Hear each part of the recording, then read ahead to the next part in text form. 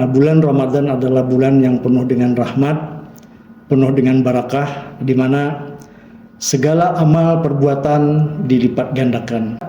Maka basuhlah mukamu, kemudian tanganmu, kemudian sebagian kepala serta kaki. Itu hanya sekedar simbol ya. Di tangan itu sebenarnya juga ada jempol. Nah, zamannya medsos sekarang, zamannya smartphone sekarang, orang mudah begitu saja jempolnya kemana-mana.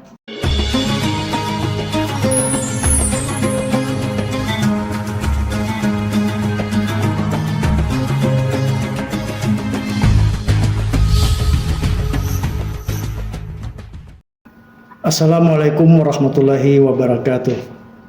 Alhamdulillahirabbil alamin, wassalatu wassalamu ala asrafil anbiya'i wal mursalin wa ala alihi wa sahbihi wasallim ajmain.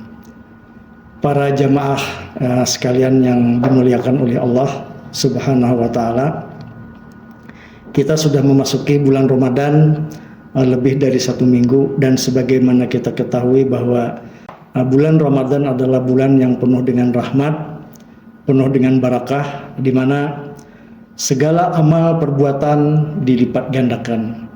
Dan yang sudah lazim sekali adalah orang melaksanakan sholat tarawih otomatis pada malam hari gitu ya. Nah, selain sholat tarawih juga sholat-sholat yang lain juga dilaksanakan di luar yang fardu, di luar yang 17 rakaat itu.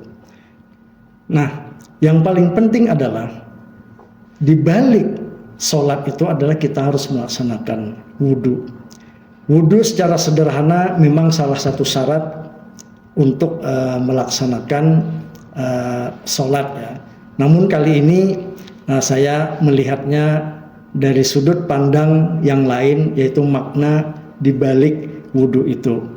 Dengan arti lain, kalau kita berbicara wudhu secara syar'i, yang mana dimulai dari niat itu dan diakhiri dengan doa, maka di sini kita akan meninjau apa dibalik gerakan daripada wudhu itu. Nah, lebih-lebih pada zaman sekarang di mana media sosial begitu banyak gitu ya, di mana-mana selalu dikaitkan dengan apa yang dilakukan oleh orang. Nah, kalau kita berbicara tentang wudhu secara sederhana atau secara umum, memang dia dimulai dari yang sederhana sekali, mulai dari niat, kemudian membasuh muka, mencuci tangan, bahkan hal-hal yang sunat ya, membasuh lubang telinga, kemudian hidung, berkumur-kumur, harus mendahulukan kanan dan kiri, dan sebagainya.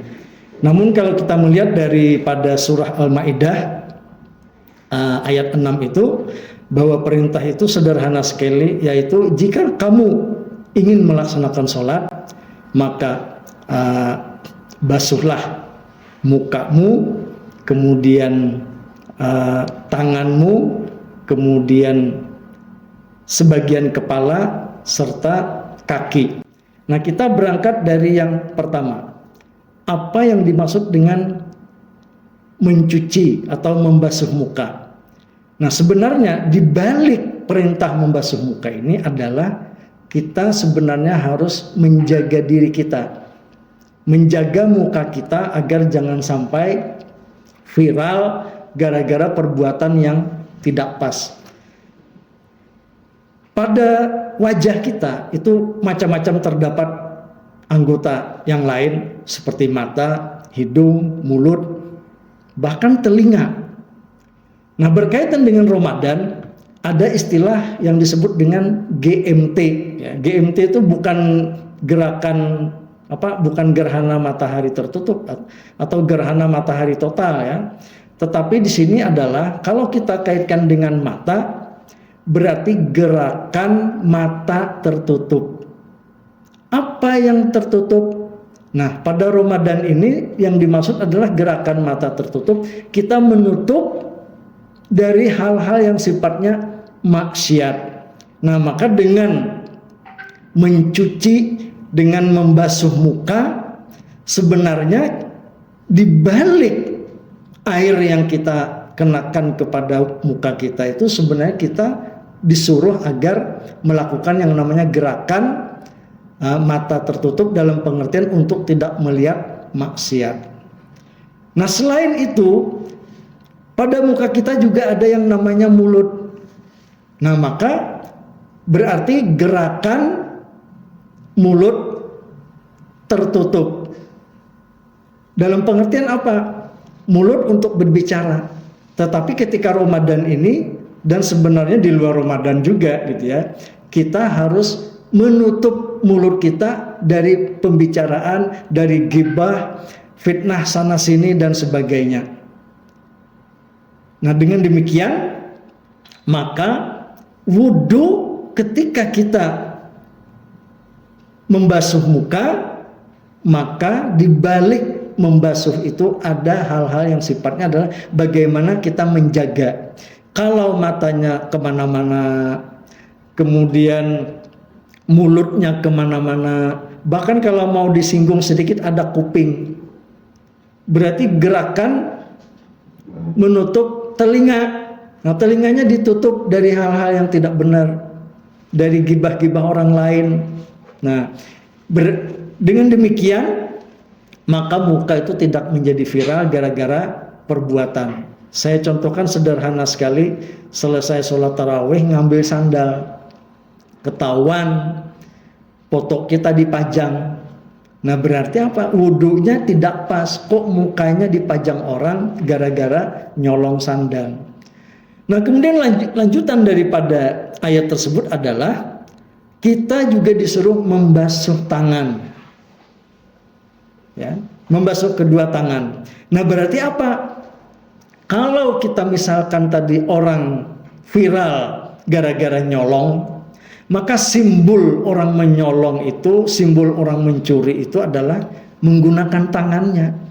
Nah, maka dengan berwudu sebenarnya kalau kita membasuh tangan itu berarti juga kita membasuh diri dari hal-hal yang sifatnya kejahatan. Itu hanya sekedar simbol ya. Di tangan itu sebenarnya juga ada jempol. Nah, zamannya medsos sekarang, zamannya smartphone sekarang, orang mudah begitu saja jempolnya kemana-mana, klik sana-sana kemari. Nah, berarti juga di sini kita disuruh untuk selalu menahan daripada tangan kita, dalam pengertian adalah untuk mengambil yang bukan hak milik kita. Nah, selanjutnya tentu saja orang tidak akan bisa mengambil apa-apa kalau tidak ada niat. Nah, niat di sini berarti apa? Niat itu muncul dalam pikiran. Makanya disuruh pamsahu biru'usikum. Simbol daripada pikiran jahat dan pikiran yang baik itu ada di kepala kita. Innamal a'malu binniyat. Maka tidak mungkin seseorang itu mengambil sesuatu yang bukan haknya dengan tangannya kalau tidak muncul dari pikirannya. Nah, oleh karena itu simbol kita membasuh atau mengusapkan air ke sebagian kepala, rambut itu adalah bahwa kita tuh harus menjaga diri kita. Pikiran kita harus baik. Ada istilah pada zaman dahulu itu disebut dengan man behind the gun. Bukan senjatanya yang berbahaya, tetapi yang berbahaya itu adalah orang di balik senjata. Kemudian sedikit lagi lanjutannya adalah terakhir adalah kita membasuh kaki. Orang tidak akan menyolong, tidak akan mengambil sesuatu kalau kakinya itu nggak jalan. Nah, kalau Anda niat jahat saja tapi diam di rumah, ya sandal yang bagus di masjid itu nggak akan diambil. Nah, maka dengan demikian wudhu itu adalah secara filosofis adalah bagaimana kita menjaga diri dan mengaplikasikannya di luar ketika tidak berwudhu lagi. Nah, demikian hikmah singkat ini, semoga ada manfaatnya. Akhirnya billahi taufiq wal hidayah. Wassalamualaikum warahmatullahi wabarakatuh.